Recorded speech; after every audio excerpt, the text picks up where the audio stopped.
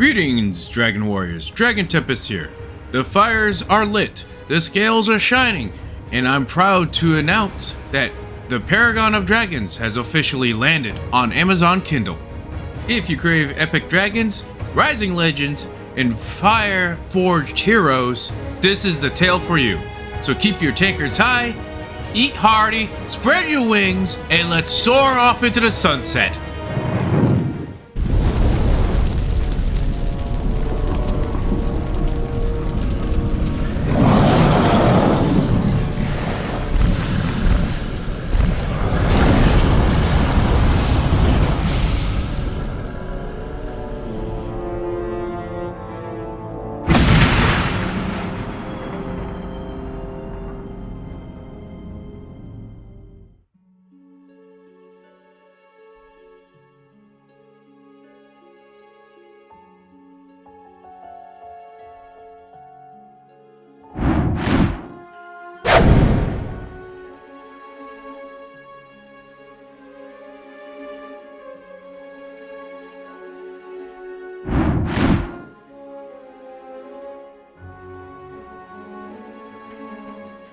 Ishar decided to fashion a pair of sheaves from Rod's bones.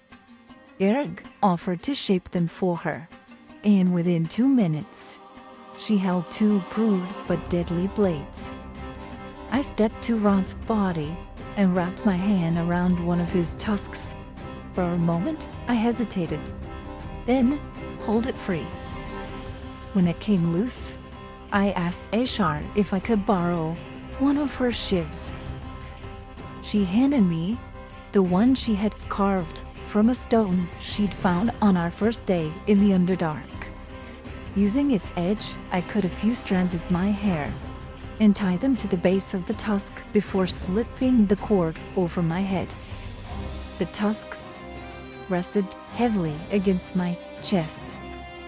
In a whisper, I offered a prayer, a promise that if we ever cross paths with his clan on the surface, we could return it to them, and that they would know he fought bravely to the very end. We gathered our makeshift weapons, dividing them among ourselves as we waited for Jorlin. Suddenly, a horrific screech split the air, accompanied by a harsh buzzing, followed by the unmistakable sounds of battle outside our slave pen's door. We rushed to see what was happening. To our shock and horror, demons and devils were fighting each other.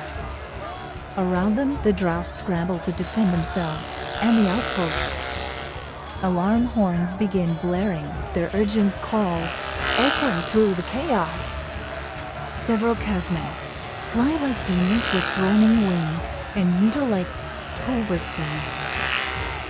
Battle frogs,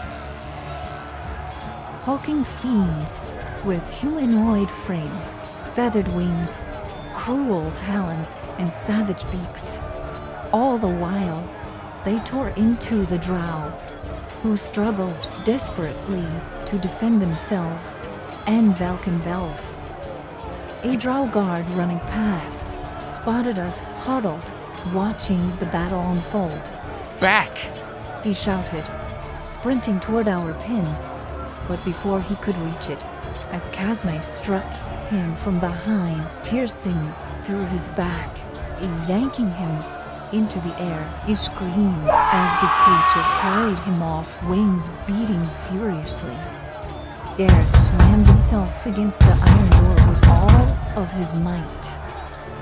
Over and over, muscles straining, fists pounding, the metal rattled, but it held. Desperation and fear fueled him, but even his mighty orc strength couldn't budge it. As Garrett tried to force his way through the door, I strained against my bindings, putting all my strength into breaking them. Instead, I only managed to hurt myself. Narendar, well, let's just say when he sets his mind to something, nothing can stand against a paladin's strength. He snapped his bindings with barely any effort, Lady Lex slipped free of her loosened restraints, thanks to Jim Jar, who had fashioned a makeshift lockpick a few days earlier. We watched as the drow charged into battle alongside the Quaggoths, steel flashing in the dim light. All the while, we continued struggling to force our way through the door. After a few tense moments, Dorlin emerged from the shadows and approached the iron door. Without a word, he opened it, releasing our chains. As he removed the shackles from my wrists, I leaned closer and I told him he should seek out a cleric capable of casting regeneration to heal his wounds. I told him I could see his hidden strength and that he deserved to be restored, not wasted. Our first objective after escaping the slave pen was simple: find weapons, any weapons. We rushed to the guard tower, desperate for something sharp, preferably pointy. And there he was, the guard who had killed my beloved Garrick several days earlier. The sight of him made my blood run hot. Before I could act, Ashar stepped forward. The drow woman didn't raise her voice. She didn't need to. A single cold stare and a few quiet, venom-laced words were enough to make the other guard pale and bolt down the corridor without looking back. That is when Verbrand spotted it. An orb of scrying resting on a stand. "Oh, this will do," he said, as if he had just found a misplaced coin, purse, rather than an unpredictable magical device. He grabbed it and immediately began casting. The air shimmered. There was a sharp pop, like a bubble bursting. And then Bourbon simply vanished. No scream, no dramatic flare of light, just gone. I stared at the empty space where he had been. Why am I not surprised? I muttered. The remaining guard, my beloved's killer, reacted quickly. He casted a darkness spell over the area where I stood, swallowing me up whole in magical blackness. I couldn't see my own hands in front of my face. Blind and furious, I forced myself forward and managed to break through the edge of the spell, stumbling back into the dim light of the tower. Without hesitation, I summoned my personal spell, Scarlett's Dagger. Flames coiled into existence in my palm, shaping themselves into a blade of living fire.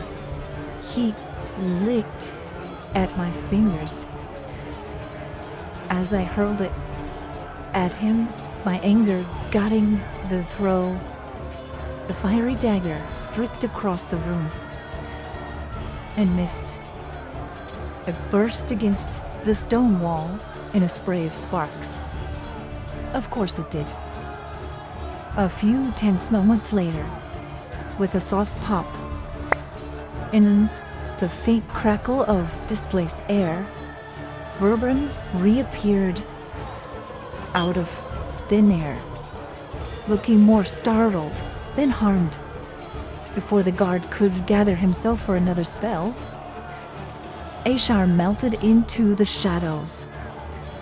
Silent, precise, lethal, she appeared behind him, as if she had always been there, and drove her blade home. As he fell, a small, satisfied smile touched my lips. Justice, however small, was still justice. We wasted no time after that. The armor yielded what we needed: several short swords, hand crossbows with plenty of bolts, chains, shirts, studded leather armor, and sturdy shields. They weren't ours, but they would do. Once we had armed ourselves and distributed what we could to our allies, we quickly devised a plan. Lady Lex would cast Pass Without a Trace, cloaking us in shadow and silence so we could slip across the battlefield unnoticed. With drow, demons and fiends locked in brutal combat, chaos would be our greatest ally. When we stepped out of the tower, the spell settled over us like a living veil. Our movements grew quieter, our outlines blurred, and even the clatter of armor seemed swallowed by unseen hands. We kept low and moved swiftly, weaving along the edge of the carnage. Our destination was the lift on the far side of the outpost, the one Narendera and I spotted a few days earlier during our captivity. If we could reach it unseen, we might finally have a way out. As we moved past the shrine, the very place where Lady Lex and I had first met Princess Asha, we saw her again. She, Priestess Helvara, and Shore were locked in battle against a towering rock demon. Asha's spider companions skittered and leapt around the battlefield, striking with venomous precision and distracting the demon at critical moments. Asha's spells wove around them. Elvavra struck with precise blows, and Shore's attacks landed with brutal efficiency. Sparks and magic lit up the battlefield as the demon shrieked and thrashed its wings. It was chaos, but controlled. We did not stop. Keeping our heads low, we slipped past the shrine, trusting Lady Lex's Pass Without a Trace to keep us hidden. We were almost at the lift when it happened. A momentary slip from Lady Lex unraveled the spell.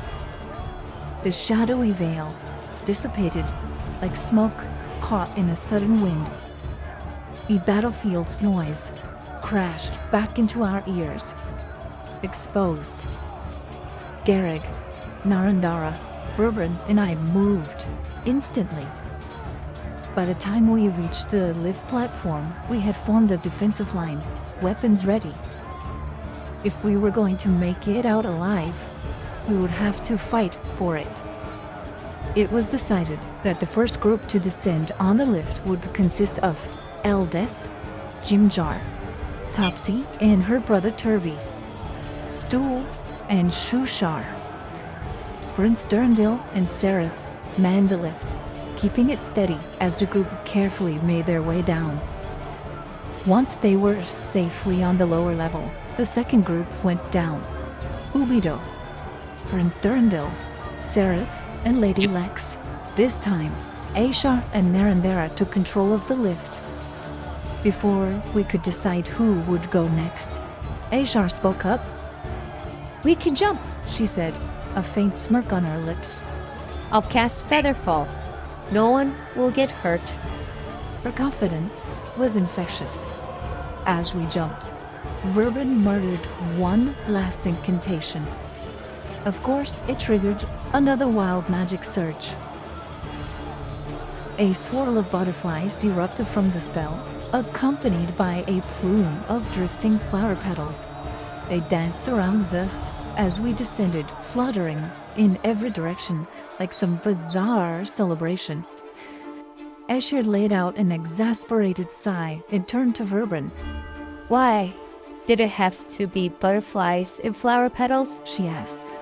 We tumbled safely down to the others, laughter mixing with the chaotic beauty of Verban's magic.